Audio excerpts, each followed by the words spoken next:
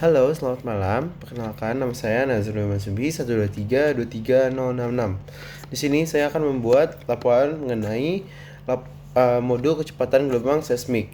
Lalu, saya dari angkatan 23 Teknik Geofisika ITB. Tujuan dari praktikum ini adalah mengukur kecepatan gelombang P atau P wave dengan gelombang sekunder S wave pada sampel batuan menggunakan alat Ionosonic Viewer SX. Yang kedua adalah menentukan parameter elastisitas batuan seperti modulus Young, modulus shear, dan rasio Poisson berdasarkan hasil pengukuran kecepatan gelombang. Lalu menganalisis hubungan antara kecepatan gelombang, densitas, dan sifat mekanik batuan yang memahami karakteristik fisis dan mekanis material geologi. Yang terakhir, mengidentifikasi pengaruh densitas dan jenis batuan terhadap propagasi gelombang ultrasonik. Yang pertama adalah gunakan jangka sorong untuk menghitung diameter dan tinggi. Lalu pastikan semua dicatat. Lalu timbang setiap massa menggunakan neraca digital. Catat semuanya. Lalu kalibrasi alat. Lalu setelah itu tempatkan sampel seperti di gambar. Lalu atur gelombang yang akan diukur.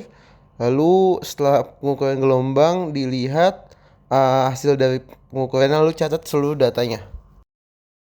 Lalu untuk pengolahan datanya tulis dari tinggi rata-rata hingga alat tingginya dihitung, lalu diameter dan diameter rata-rata, lalu alat diameter juga. Habis itu dihitung massa rata-rata, alat massa, lalu dihitung volumenya. Setelah itu dapat densitas.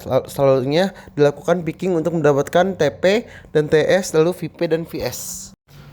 Dari hasil berdasarkan data yang diperoleh dari pengujian gelombang ultrasonik dapat disimpulkan bahwa kecepatan gelombang primer atau P wave, kecepatan gelombang primer lebih tinggi pada sampel batuan dengan densitas dan modulus elastisitas yang tinggi, sehingga seperti batuan beku.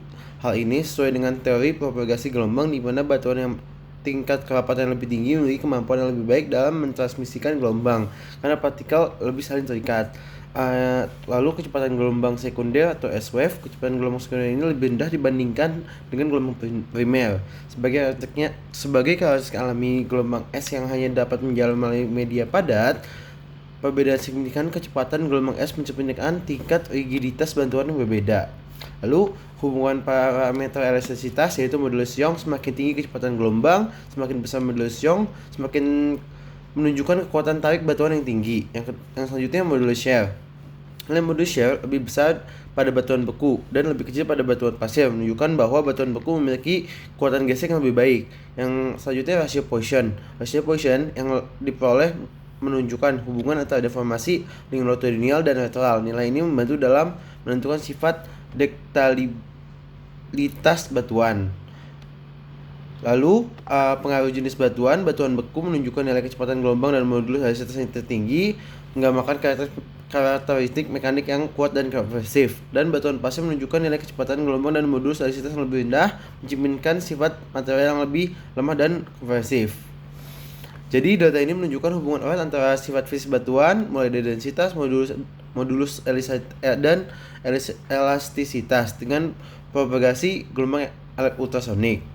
Batuan yang lebih padat dan kaku memiliki kecepatan gelombang yang lebih tinggi, menciptakan sifat mekanisme yang superior. Interpretasi ini memberikan banyak wawasan tentang kekuatan dan stabilitas batuan dalam berbagai aplikasi, yaitu seperti desain struktur bawah tanah dan analisis kestabilan geologi.